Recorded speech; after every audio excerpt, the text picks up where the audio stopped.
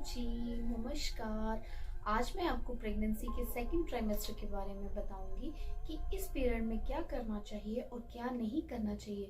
But सबसे पहले मैं आपको ये बोलूंगी कि मेरे चैनल को लाइक, कमेंट, शेयर और सब्सक्राइब जरूर कीजिए, क्योंकि मैं आपके लिए और भी बहुत सारी जानकारी नेक्स्ट वीडियो में लेके आऊंगी। तो बने रहिए मेरे साथ। तो चलिए बात करते हैं। चौथा महीना शुरू होते ही आपको सबसे पहले आयरन और कैल्शियम स्टार्ट करनी है। आयरन और कैल्शियम क्यों स्टार्ट करनी है और इनकी जरूरत क्या है एक मदर यानी कि प्रेग्नेंट वुमेन के शरीर में, और बच्चे के लिए इसके क्या फायदे हैं। तो चलिए बात करते हैं। आयरन और कैल्शियम स्टार्ट करनी है मींस आपको चौथे महीने से प्रेगनेंसी के आयरन और कैल्शियम स्टार्ट करनी है। आयरन कैल्शियम किस लिए स्टार्ट करनी है, इसके क्या फायदे हैं और इससे क्या बच्चे पे असर होता है। आयरन और कैल्शियम मदर के लिए बहुत ही जरूरी है और बच्चे के विकास के लिए भी बहुत जरूरी है। आयरन लेने से जो होता है वो माँ में खून की कमी पूरी होती है और बच्चे के विकास में वृद्धि होती है और उसका दिमागी विकास भी सही ढंग से होता है। साथ में जो कैल्शियम होती है, कैल्शियम लेने से माँ की हड्डियां मजबूत होती हैं। साथ में बच्चे में इसके क्या फायदे हैं ये मैं आपको बताती हूँ। बच्चे में जो होता है हड्डी, दांत और दिल के विकास के लिए एक एक गोली रोज लेनी चाहिए प्रेग्नेंट वुमेन को, और इसका असर जो होता है बच्चे की इतनी सारी चीजों पे होता है। तो आपको मैंने बता दिया आयरन और कैल्शियम लेने के फायदे, इसलिए माँ को आयरन और कैल्शियम लेना बहुत ही जरूरी है। दोनों के बीच मींस आयरन और कैल्शियम जब आप ले रहे हो तो उसमें कम से कम 1 या 2 घंटे का गैप होना बहुत ही जरूरी है, क्योंकि जो मदर होती है वो आयरन कैल्शियम कई बार साथ में ले लेती है, तो साथ में आपको बिल्कुल नहीं लेनी है। और दूध के साथ भी इसका सेवन ना करें।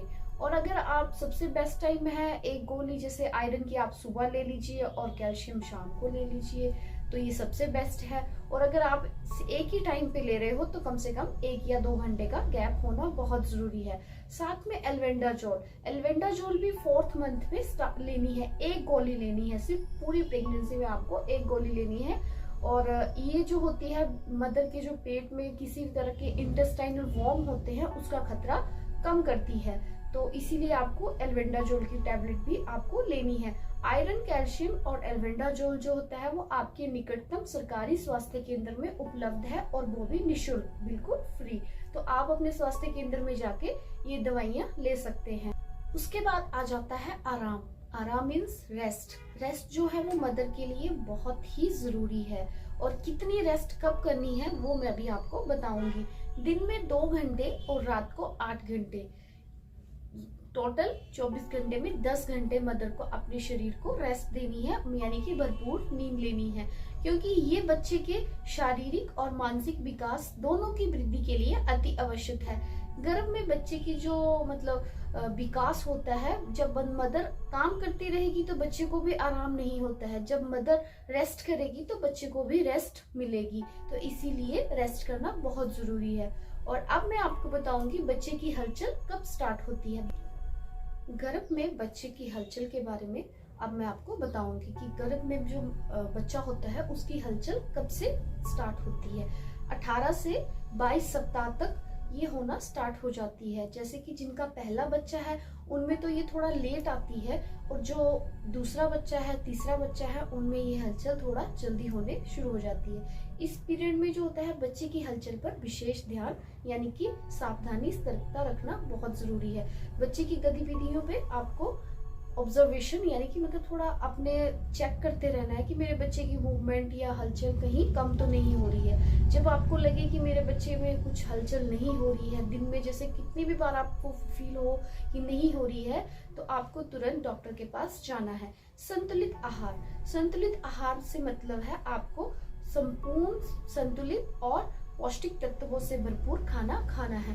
खाना खाने पे आपको विशेष ध्यान देना है और खाली पेट तो बिल्कुल भी नहीं रहना है। साथ में आपको सामान्य भोजन से 1/4 ज्यादा भोजन करें। आयोडीन युक्त भोजन करें। साथ में जो खाने में है आपको ताजा मौसमी जो फल होते हैं, हरे सब्जियां होती हैं जो आपको इजीली अवेलेबल हो सके, तो आप उनका उपयोग कर सकते हैं। साथ में आपको दाल अपने खाने में शामिल करनी है, चावल, चपाती, जो भी आपके घर में बन रहा है आपको कम से कम अपने खाने से 1/4 ज्यादा ही लेना है।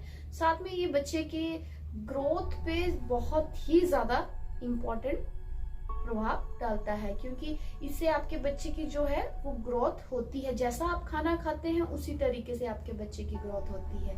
उसके बाद सबसे इम्पोर्टेंट है आपको क्या नहीं करना है। आपको अपनी मर्जी से कोई भी दवाई नहीं खानी है, मीन्स बिना डॉक्टर के सुझाव के कोई भी दवाई ना ले।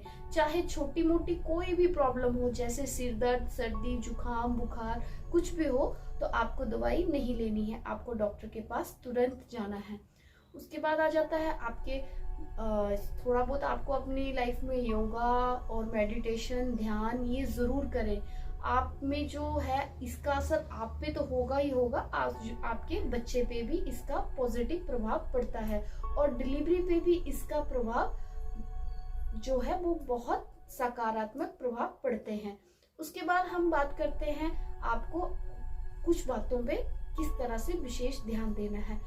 इसे जो पीरियड होता है आपका वजन बढ़ना स्टार्ट होता है, तो आपको चेक करना है कि आपका वजन कहीं कम तो नहीं हो रहा है। अगर आपका वजन कम हो रहा है तो आपको डॉक्टर के पास जाना है या अपने नजदीकी स्वास्थ्य केंद्र में जाकर अपना वजन चेक करना है। उसके बाद आ जाता है अगर आपको सिर दर्द हो रहा है लगातार 1 दिन से 2 दिन से, तो आपको इस चीज के लिए घर पे बैठ के कोई भी दवाई नहीं लेनी है, आपको तुरंत डॉक्टर के पास जाना है। हो सकता है कहीं आपका बीपी तो ना बढ़ा हो, ये मीन्स उच्च रक्तचाप तो नहीं है। साथ में आपको किसी भी तरह की कोई ब्लीडिंग स्टार्ट हो रही है तो आपको बिना किसी देरी के हॉस्पिटल जाना है। और अब मैं आपको बताऊंगी कि आपको अपने रूटीन चेकअप में अपने नजदीकी स्वास्थ्य केंद्र में क्या क्या चेक करवाना है। आपको डायबिटिक चेक करवानी है अपनी, यानी कि शुगर लेवल चेक करवाना है, अपना बीपी चेक करवाना है, वेट चेक करवाना है। ये सब आपके रूटीन चेकअप में आते हैं। ज्यादा इम्पोर्टेंट आपकी प्रेगनेंसी में क्या है, आपको अपनी प्रेगनेंसी को एंजॉय करना है, आपको खुश रहना है। इसका आपके बच्चे पे पॉजिटिव रिएक्शन यानी कि इफेक्ट्स प्रभाव पड़ेंगे।